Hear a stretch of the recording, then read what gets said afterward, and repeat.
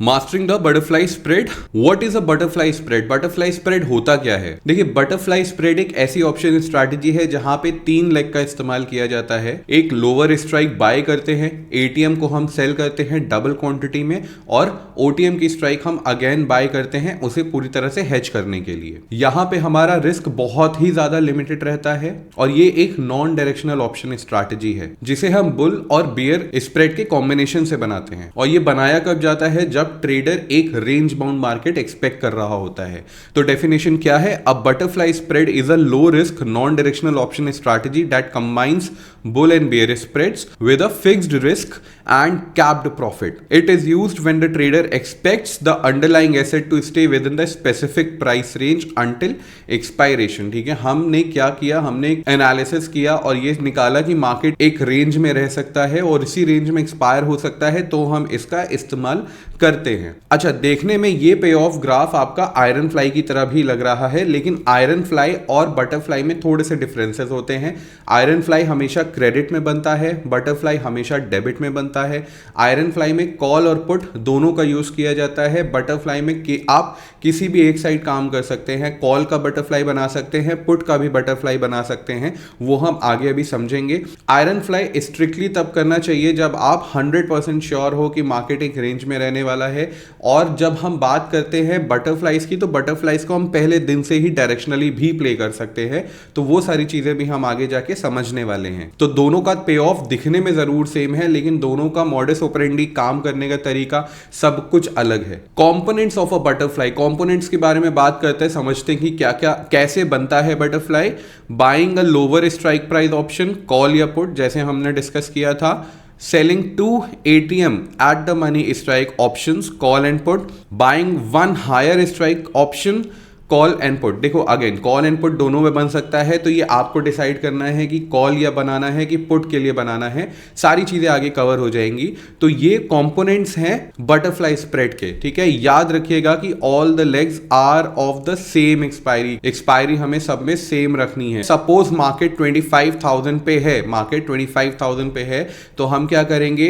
एक call bye करेंगे 25,200 का, एक कॉल और बाय करेंगे 24,800 का, और एटीएम का कॉल सेल करेंगे 25,000 का इंटू 2।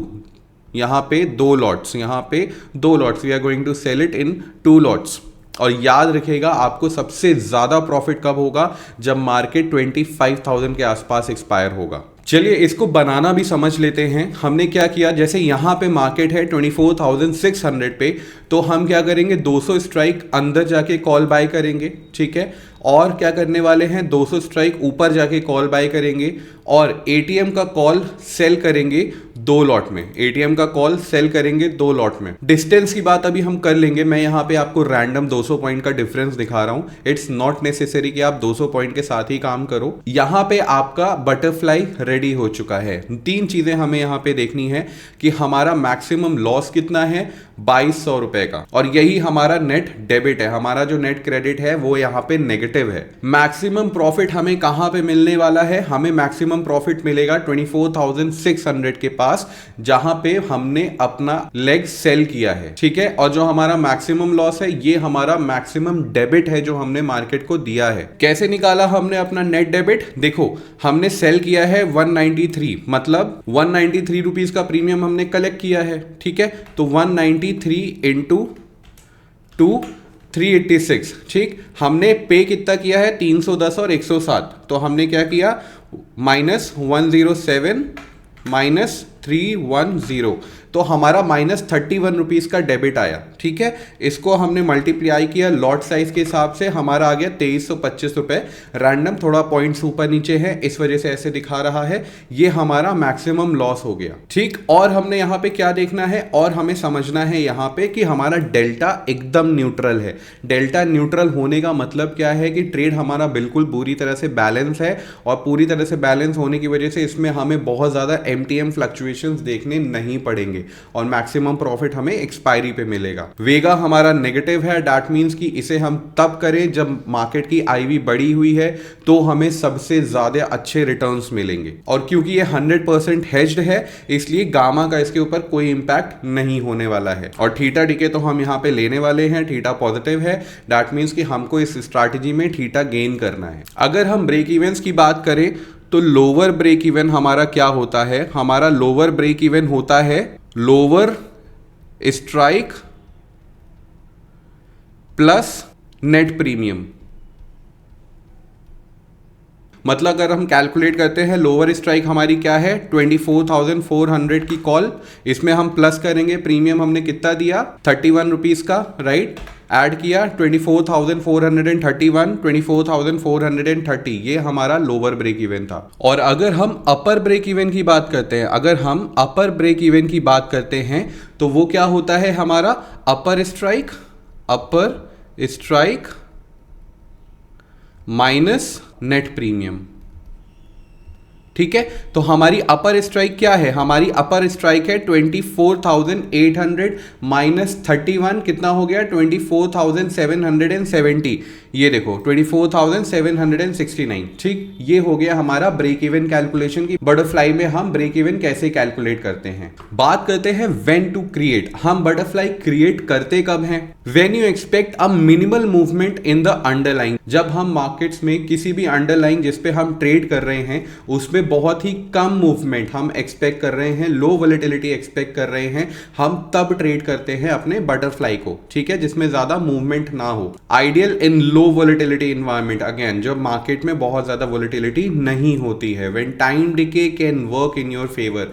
इसको इस तरह से डिप्लॉय करना चाहिए कि टाइम डिके आपके फेवर में हो। तो आइदर हम इसे कब डिप्लॉय करेंगे, अ मंथ अगो जब हमें मैक्सिमम थीटा मिले, या हम कब डिप्लॉय करेंगे जब आईवी मार्केट में बढ़ जाए किसी भी पर्टिकुलर अंडरलाइन की या ओवरऑल मार्केट की। अगर आप इसे निफ्टी में कर रहे हो तब हम इसको ट्रेड करेंगे। और इसे हम वीकली भी कर सकते हैं जब थीटा डीके बहुत ही ज्यादा प्रोमिनेंट होता है, लेकिन तब रिस्क थोड़ा सा बढ़ जाता है। स्टिल आप तब भी इसको कर सकते हो। You seek defined risk and reward, कब करना चाहिए जब हमें डिफाइंड रिस्क और डिफाइंड रिवॉर्ड चाहिए हो, ना कि हम अनलिमिटेड प्रॉफिट्स और अनलिमिटेड लॉसेस देखना चाहते हैं, जैसे जब हम ऑप्शन बाइंग करते हैं तब होता है। की फीचर्स क्या है बटरफ्लाई के, maximum profit occurs when the underline expires at the middle strike price, मतलब एक्सपायरी हमारी जो हमने लेग सेल किया है उसके पास होती है तब हमें मैक्सिमम प्रॉफिट्स होते हैं। मैक्सिमम लॉस क्या है, limited to the net debit paid, जो भी हमने नेट डेबिट दिया है वही हमारा मैक्सिमम लॉस होता है if it is a debit spread. Again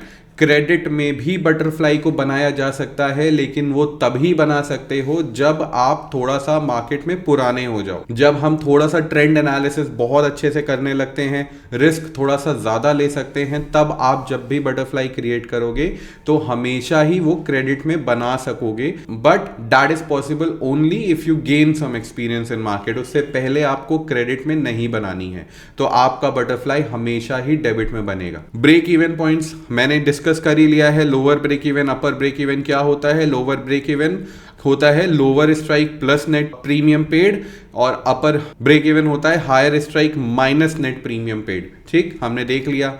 profits from the time decay as expiration is whenever expiration is near, हमें प्रॉफिट कब होता है जब एक्सपायरी पास होती है। ठीक है, क्यों, क्योंकि ट्रेड डेल्टा न्यूट्रल है, स्लो यील्डिंग रहेगी और हमारे हेजेस क्या करेंगे, इंश्योरेंस का काम करेंगे। इस वजह से हमें प्रॉफिट जो थीटा का डीके है वो कब मिलेगा, एक्सपायरी के पास जाके मिलेगा। तो चलिए अब बात कर लेते हैं एडवांटेजेस के बारे में। लिमिटेड रिस्क है, ये हमने देख लिया।